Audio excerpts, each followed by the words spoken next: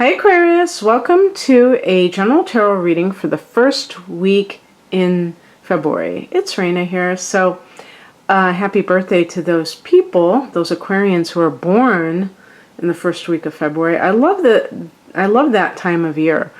I don't know how to say that pagan festival or whatever you call it. Imbolc, I mean that's how it's spelled. But I was going to look it up and I got sidetracked. So I don't know how to pronounce it, but it's supposed to be like a midwinter type of a deal. And, you know, it's like on Groundhog's Day on February 2nd. So I love this time of year because, or it's coming up when I'm recording this, because it feels like you're almost out of the woods for winter. And I live in the Chicago area, and we can have quite extreme weather, to say the least. And so I feel pretty hopeful right now that we're going to dodge a major bullet. So this is a slight departure from my normal spread. It's going to be like a little bit shorter than my usual readings because it's just supposed to be for the week. And this is just supposed to be kind of reflecting on certain themes. The central theme has to do with the Nine of Swords. This is a card of anxiety. Where do you feel most restricted, or, yeah, I would say restricted in your life, Aquarius? Because for you, this is where anxiety usually rears its ugly head. You are swords. So this could be with another person who is of the swords element as well, somebody who is gaslighting you, getting you to think that you're the problem, you're the cause of everything, when really they are the ones that are doing this or that.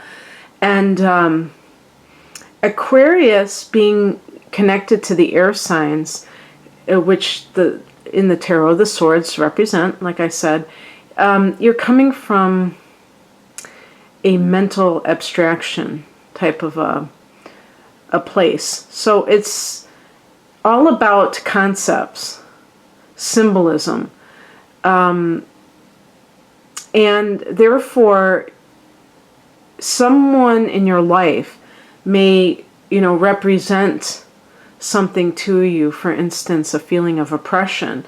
The Nine of Swords, the Eight of Swords, I see them so similar in a lot of ways.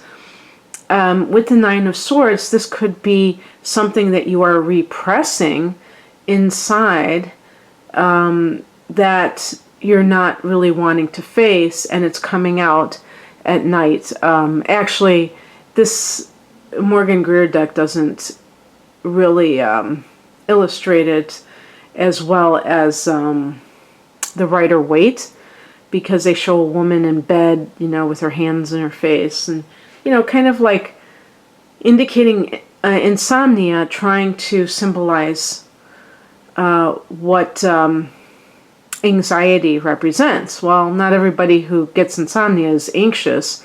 Sometimes they just are overly stimulated. But, that idea, yeah, I mean, you could say that too, thinking too much. Perhaps you're, you have habits that are indulging your mind, but then it becomes a runaway train. You have a past influence of the Ten of Pentacles, which can be a card of inheritance. This can also be a card of, let me just say, if this is a card of inheritance, if you're dealing with an inheritance issue that has been problematic, this issue may get resolved. There will be a full moon in your 8th house, which is the house of shared resources, in March 9th. So maybe that will be when things kind of get resolved. The Ten of Pentacles is a card of affluence. You know what I mean? So I was going to say, I know this is bad, but I was going to say FU money, okay? And sometimes this can be family money. Now, inheritance can fall into that category, but just maybe taking money from a parent, and it's like they've got you by the short hairs. They are controlling you with that money, and you feel like you're trapped. You feel like there's nowhere to go, and that's causing anxiety. So look at what is creating anxiety and how it connects to family or to money itself. Now, if this is you with your own affluence, it may be the situation where you're like, I don't think of Aquarius as really like materialistic per se, but because you're next to Capricorn, that could be slightly different, and maybe not to be indulgent, but to want to have a certain lifestyle that other people see you as successful, or to represent, so to speak. And you may feel like you're selling your soul. That's the best way I can put it, because it's not what you really want to do. The current, or what to expect, is the Queen of Wands. This is a person who may, actually, I think I'm going to change this position to the influences around you in future readings, I guess. But in any case, this Queen of Wands can be a facet of you taking charge of your life. And whenever I see queens or kings, I think of self-empowerment. I think of somebody, well, it's not even just self-empowerment, it's stepping into your power. It's not like I'm going to learn how to become assertive. It's like owning it. You know what I mean? Like, it's not something that you have to wait around for. And so you may be timid for some reason. If it's, another thing too is perhaps you have a parent pressuring you to go into a certain line of work, or the family, usually it's the family business. And you may, being an Aquarian, you may want to do your own thing. Even if you love your family, you may be like, oh no, I want to do this or that. I don't want to be in the family business. And so the Queen of Wands is really also about understanding that you're a grown-up, because this is funny. This can be a situation of somebody who's 40 years old who's in this quandary. It's not about being really young and not knowing what to do. You could be like middle-aged and not knowing what to do, because it's possible that somebody has passed and they expect you to, help out or take over, and you just don't want to go that route. That happens sometimes, and I imagine that's a very wrenching thing. If this is a personal relationship, you may feel like there is a person, there are possibilities here.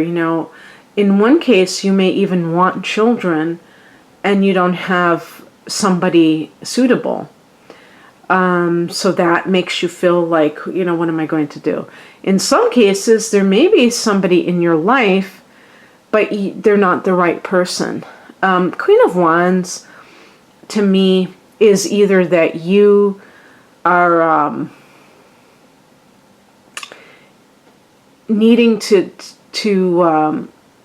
have the confidence to be autonomous and not to rely on a relationship for any reason. It doesn't mean it's hard to articulate, because Aquarians typically are very independent. So it's not a question for most Aquarians to step out on their own. in some cases, you may be with somebody who's very decent and very stable, and there's a lot of good things about them. But you know that this person and you are not intellectually compatible. That personality, their personality type is not, I would say that their personality type does not keep you on your toes. It's too predictable, and things like that. And you need somebody who will give you that sense of kind of lighting your fire. And it's funny, Wands is fire. And this card connects to Sagittarius. I would include Leo, but any fire sign, Aries is a fire sign. And that type of person, I think, is much more attuned to you. You may have somebody in mind. There may be somebody around you that is the Queen of Wands. However, another thing too is a female Aquarian who is contemplating starting a family and feeling like they're going to be trapped because they have to stay at home, and wanting to be a career woman. The Queen of Wands is a career woman. Realizing you have options, you don't have to do things a certain way. But there was something else I wanted to state about this, and I can't think of what it is. Oh well. I'll just leave it there, I guess. Advice, 8 of Pentacles. This could be getting training so that you don't have to rely on family money or anything connected to it. Perhaps you're actually working for the family because you were in between jobs and you feel trapped doing so. Get some kind of training. It doesn't have to be, something boring. Aquarians, a lot of you are intuitive. Go into the healing area of life. Oh, I know what I was going to say. I was going to say, if this is a personal relationship and the 9 of Swords really resonates with some of you in terms of feeling anxiety about breaking free from a relationship, you may have inner planets in Pisces and may have a more dependent nature, and your moon sign can be any sign, including Cancer.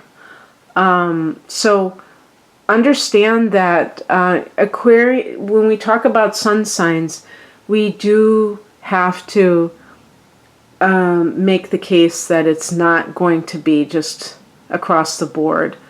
Everyone does not have the same type of reaction to situations in life that happens to be born under the sign of Aquarius. The other thing too with the 8 of Pentacles, I think even if this is a love situation, is that you may need to really do something practical. If you feel like you're trapped in any way, the best way to kind of make yourself feel better is to do something that is productive. The 8 of Pentacles is a card of material wealth. So for some people, if you're trapped in a job that pays well, but it's not one that you like, you may come up with a game plan of, hey, I'm going to just make as much money as I can for the next 6 months. I'm going to save it, as much of it as I can. I'm not going to buy anything that I don't absolutely need. I'm not going to go out and eat. I'm just going to do this for half a year and then I'm going to leave. You might, get into one of those situations. The outcome is the Hangman. And this is a card of some sort of limbo, but it can be like surrender. So, in other words, whatever your situation is, you're going to stop obsessing over it, fearing it, and you're just going to let go and let God. And that really is such a great decision to make for anything that you're worried about. I remember, very vividly doing that in an area of my life once when I had been consumed with anxiety, and I remember that there was a real feeling of something shifting within me. And really, it's like about saying all is well, that there's nothing to fear but fear itself. I think I've come up with my title. So anyway, I hope that you have a wonderful start to February. This is your birthday month. This is the time to dream big of what you want to bring into your reality in the next year. So, definitely embrace your solar return as, your official new year. And if you're in the northern hemisphere, here comes the sun. Take care. Bye.